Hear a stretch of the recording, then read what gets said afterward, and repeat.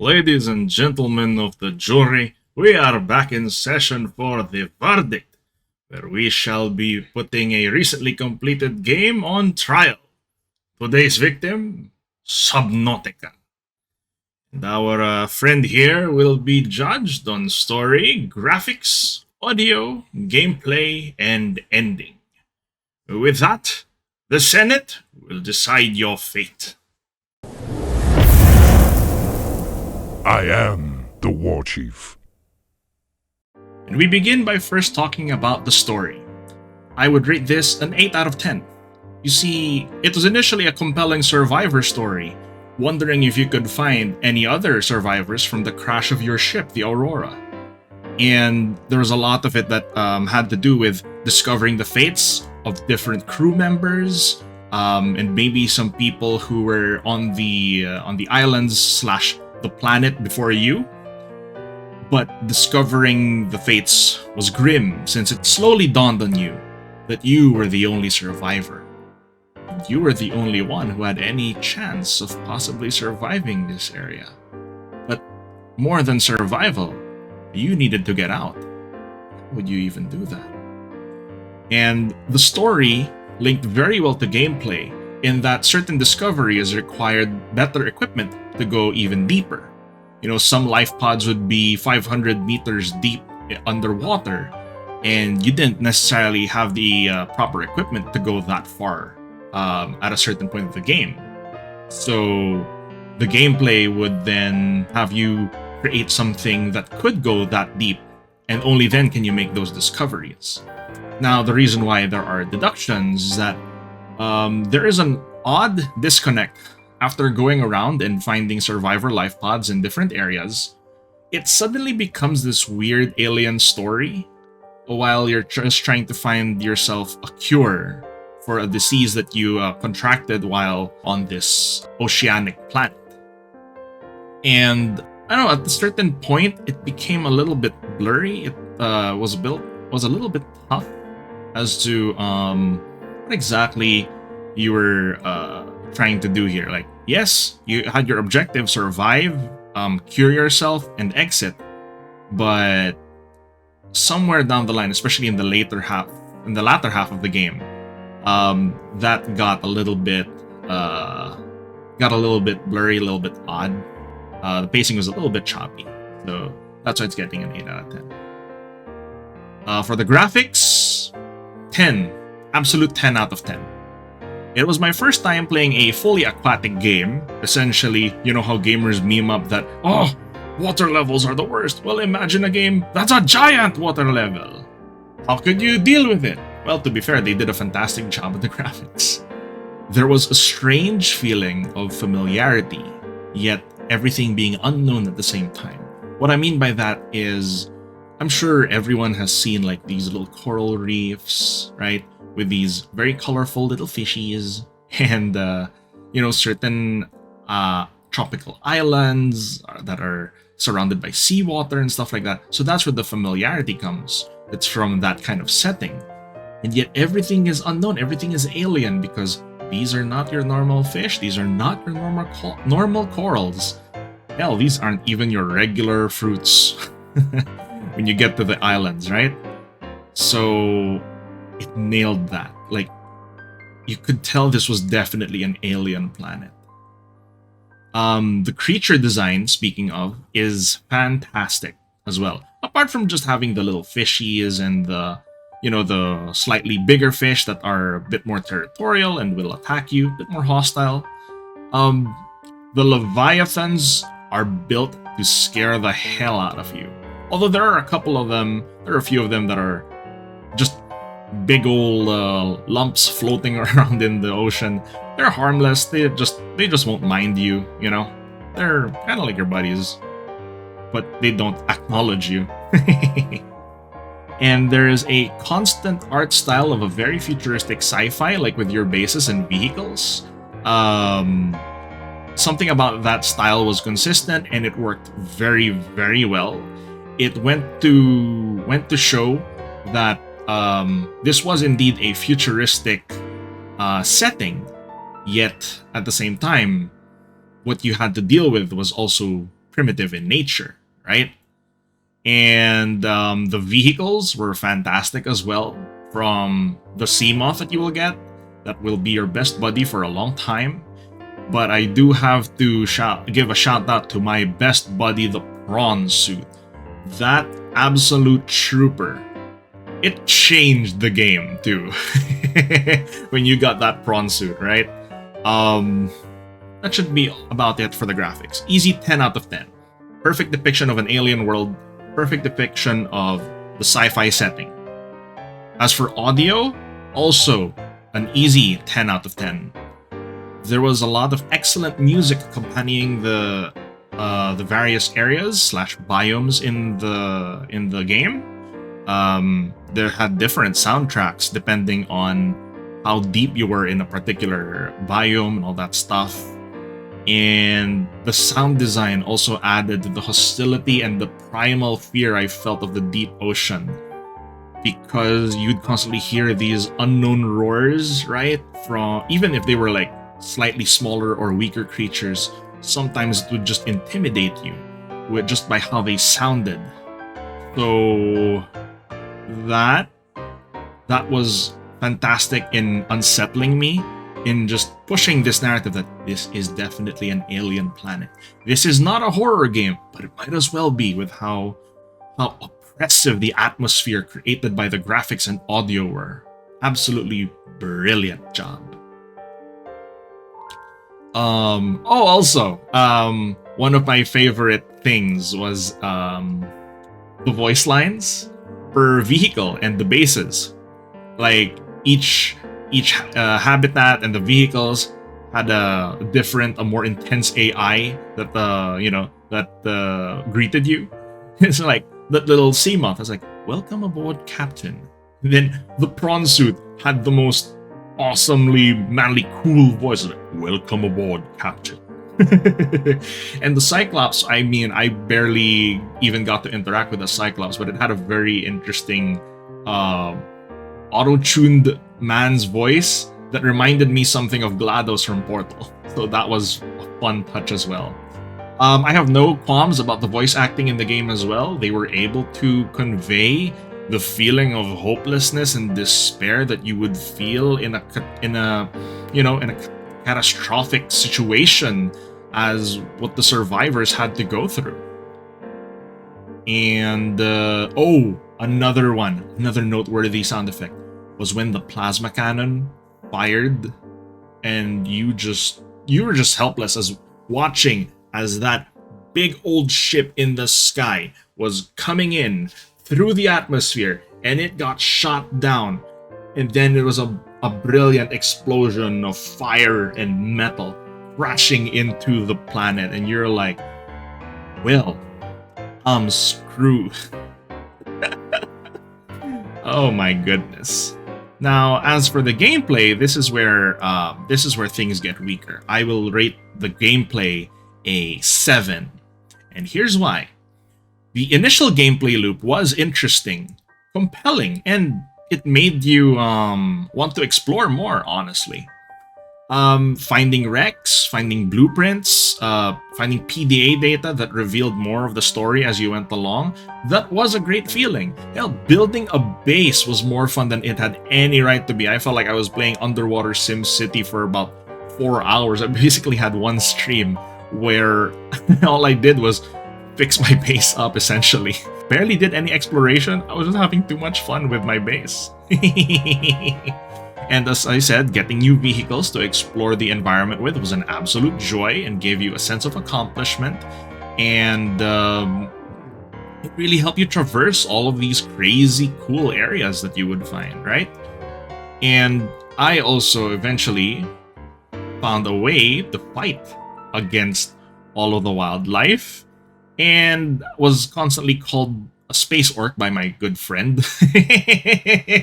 A good friend in chat, because I was just when the fear subsided, when I finally got over my fears and I started to learn more about the areas, and I'm like, so that's what I'm up against, huh? Now you're telling me that I have a way to fight back? Well, don't mind if I do. So where did the deductions come from? Well, I have to say, it's unfortunate that it fell into the common pitfall of other survival games of dragging out the gameplay time by gating off your progression behind certain types of resources. Now, here's the thing. The initial resource gathering loop was interesting, but it eventually did get redundant and a little bit tedious at the end, considering how much further you had to go every time to find a particular resource that you might have needed for forward progression, and maybe certain blueprints that you needed for forward progression as well. That was not always fun. See, I understand that survival exploration is the name of the game, but it also becomes really freaking difficult when you have the entire freaking ocean to explore. You know what I'm saying? You would kind of want to at least have a good idea of where you might be going and where you could possibly find some new or interesting resources. You know, it would just make progression a bit smoother, right?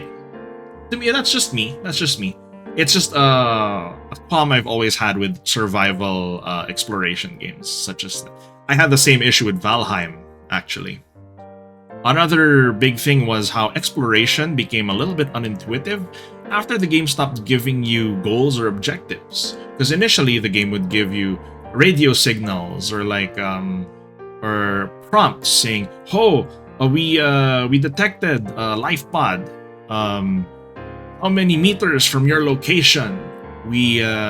There's one that has a broken signal. We're giving you the approximate location as well."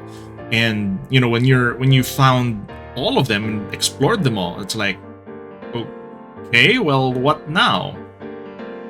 So the exploration aspect, especially when you were dealing with the alien stuff, you know, from the Lost River to the lava zone to all of the crazy stuff, that part really became unintuitive. And as much as I wanted to play this game blind to have the full experience, I couldn't help but eventually look up some guides just to tell me where should I go next, actually. Like, where will I find this resource or that resource? I know that somewhat kills the point of exploration, but like I said, I don't I prefer having a more clear objective in a game like this. While I did have a way to fight back, the dealing with crab squids, warpers, and the sea dragons especially, it just became a really big nuisance / annoyance by the end of the game, especially the warpers. Special shout out to those bastards. They just were so annoying all the time, and you couldn't even properly fight back against them. So, right? Now, we move on to the last segment, which is the ending segment, right? Now, what do I mean by this? See, a lot of people like to talk about maybe pricing, maybe talk about replayability, they'll talk about all these other criterias. But for me, the ending segment, I don't just mean the story segment, okay? What I mean by ending segment is that it's essentially what counts as the final chapter of the game that will really wrap things all up, right? The final gameplay challenges and the cinematic at the end or whatever happens. So I feel like not enough people talk about this, so that's why I've made it a criteria in my review. The score of this one is a 7 out of 10 as well, mostly because it shares the qualms I've already had with the gameplay segment, why that was also a 7 out of 10. While the Sea Emperor was easily the most compelling story element, and escaping the planet through the rocket was a very exciting prospect. I was legitimately excited, like, okay, we can finally get out of here. Yeah! And there was an amazing joke at the end of the credits as well. And there was also that great realization of the time capsule being a player-driven mechanic.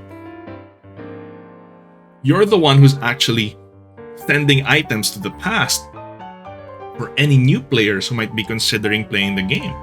So I made sure, as the space orc, I sent them my trusty kit of a stasis rifle, thermoblade, and I think a beacon or something like that. Now, the reason why it's a 7 was because you finally reached the Sea Emperor. You're getting to the climactic part of the game. Only to come across that realization the game slaps you in the face by telling you, hey, you have to drag yourself all around again to find these specific plant lives from 4 or 5 different biomes. It's like, couldn't you have just put all of those items within the Sea Emperor area? Just have us gather it a little bit and just get it through with? Because I do want to see this story. I am motivated to see where this is going, but if you're constantly just slapping me in the face with artificial game lengtheners, then that's when I'm gonna draw the line, you know? And then with the Neptune rocket, when you had to create this, I never had the Cyclops, right? Only for me to discover that I had to go and create a Cyclops just to create this one upgrade for it that was used for the final part of the rocket, which then was used for me to launch out of there. Funny story, I completely forgot that you were supposed to disable the plasma cannon. So I was ready, and waiting. I was like, rocket is ready to launch, and then that notification hit me, and my heart sank. That is like, oh, you can't launch. The quarantine platform thing is still active, and I'm like,